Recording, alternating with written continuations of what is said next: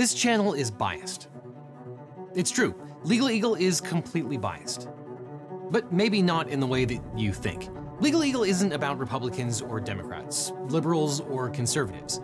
With few exceptions, LegalEagle espouses no policy preferences. As a channel, we are agnostic about high taxes or low taxes, huge welfare state or no social safety net, open borders or zero immigration. First and foremost, we're lawyers. We care about good lawyering versus bad lawyering. And we're often asked to advocate to the best of our abilities, specifically about issues that we might disagree with. And our status as lawyers doesn't necessarily mandate that we feel any particular way about any of those policies. Reasonable minds can, and do, differ. When it comes to policy preferences, we lawyers can't tell you the answer. I mean, we can. Individually, we have very strong feelings about all of those things, but we don't think that this channel is the right place or the right avenue to espouse our opinions on those topics. But, and this is key, LegalEagle doesn't pick sides based on party affiliation. We pick sides based on legal principles and reality. And yes, that means sometimes one side looks worse than the other, not because of partisan bias, but because we think some people are just wrong based on the law. But we admit it, we are biased. The way we think about it is this: we are nonpartisan, but we're not apolitical. The law is the end result of politics, and it's impossible to talk about the law without talking politics. So we think it's important, especially now, to lay it all on the line. What do we stand for? Well, we stand for the rule of law. At the core of everything that we do here is the rule of law. That means that the law applies to everyone equally, whether you're the average Joe or the President of the United States. The law doesn't, or at least shouldn't, care if you're a Democrat or Republican or the last surviving Whig Party member. When someone breaks the law or tries to twist it into an unrecognizable mess, we'll call it out. If a politician or government official gets caught abusing power, evading legal consequences, or outright ignoring the law, we're going to cover it. And if that offends your partisan sensibilities, well, that's a you problem. We stand for access to justice and judicial independence. We believe in access to justice, the idea that the law shouldn't only work for the rich and powerful. If a system is stacked against everyday people, or if the courts are being manipulated for political purposes, that's a huge problem. We think judges should be neutral arbiters of the law, not political operatives handpicked to rubber stamp an agenda. And if a judge starts acting like a political hack, we're going to talk about that too. We stand for legal education and ethics. This channel at its core is about legal education, helping people understand their rights, how the legal system works, and why bad legal arguments deserve to be obliterated. That means debunking misinformation, breaking down landmark cases, and of course, absolutely roasting terrible legal takes. We also stand firmly for human rights and civil liberties. That includes issues like due process, free speech, and personal freedoms. We believe in freedom of speech in the First Amendment sense. The First Amendment only protects you from government suppression of speech, not from consequences, criticism, or getting dunked on for a really dumb take. But we also really believe the government has no business regulating or punishing speech or belief. And what we stand for also dictates what we stand against. We stand against political corruption and abuse of power. This should be obvious, but corruption is bad. When politicians use their positions for personal gain, break the law with impunity, or turn government institutions into their personal enforcers, that's a problem. Whether it's Bob Menendez or Donald Trump, we're going to call it out regardless. Now, we can have a philosophical debate about what qualifies as the law. Spoiler, it's not just the words that are codified into statutes or cases, but it includes norms and mores, and when those are validated, we'll call that out too. As members of the legal system, we absolutely despise weaponizing that system, whether it's through frivolous lawsuits, politically motivated prosecutions, or bad faith legal arguments designed to obstruct justice.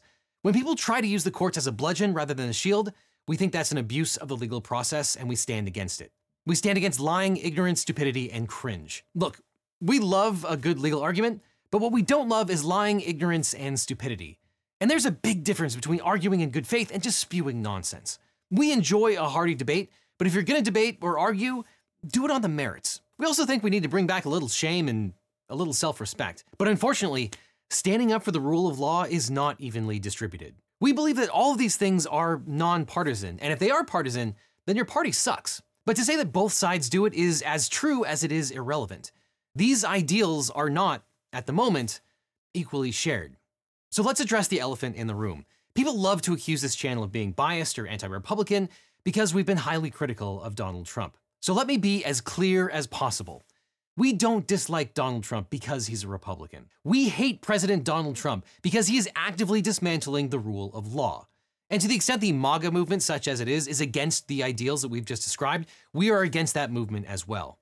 At the moment, there's a reckoning among commentators who now see the authoritarian and outright fascist tendencies of the current president. They meekly defend themselves by rhetorically wondering, who could have seen it coming? Well, we did. We saw it coming. We saw it in his first term, we saw it before he ran for president, and we definitely saw it in the 4 years after he was voted out of office. Unfortunately, we lawyers were Cassandras. If you know what the law is, it's not hard to see when people aren't following it. And unfortunately right now, many people are gleefully casting the law aside because it's politically expedient. But that is the ultimate in short-term thinking. The signs were there in broad daylight. Need I remind you that Donald Trump is a felon? Just because he wasn't punished doesn't mean he isn't a criminal. He's an adjudicated criminal and felon for financial crimes, but had the Supreme Court not interfered, he would almost certainly be a felon for state crimes, pressuring state officials to find votes, election crimes, trying to overturn a free and fair election through, among other things, the fake elector scheme, obstruction crimes, obstruction of justice and lying, and national security crimes, stealing classified documents, hiding them, and lying about it.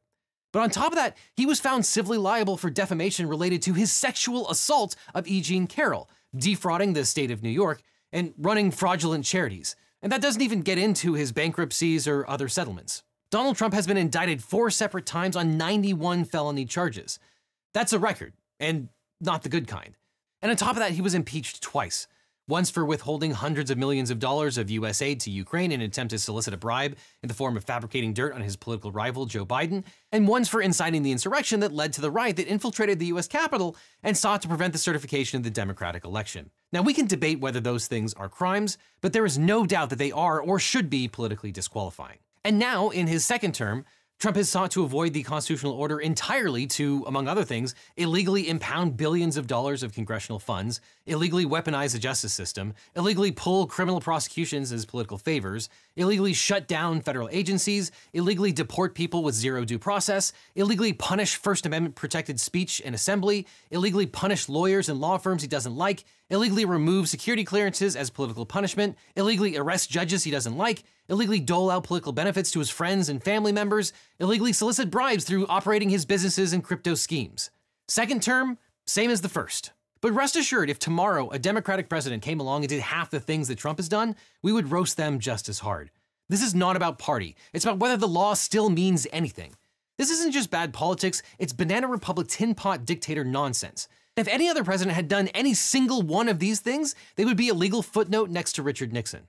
And when a Democrat or a libertarian or a communist or a Green Party member engages in manifest illegality or norm breaking, we cover that too, as we did with Eric Adams, Bob Menendez, and when Joe Biden pardoned his son. We don't criticize President Trump because we hate Republicans. We criticize Trump because he is actively trying to dismantle democracy, corrupt the legal system, and place himself above the law. That is a problem no matter what your party is. And look, if you think that this is bias, then let me make a deal with you. The moment a Democrat tries to overturn an election, hoard classified documents, solicit bribes, or pressure the DOJ to arrest political enemies, we'll make an entire video roasting them too. Because this isn't about partisanship, it's about the rule of law. As I've said before, I hear the comments from those of you who wish the channel didn't focus so much on Trump. I hear you, and I agree with you. I wish I didn't have to think about him at all, let alone continually research and analyze completely unprecedented and authoritarian legal moves every single day. But unfortunately, when it comes to understanding the law, media literacy, whether we're talking about traditional media or Joe Bob's freewheeling independent podcast for free thinkers, TM, is abysmal.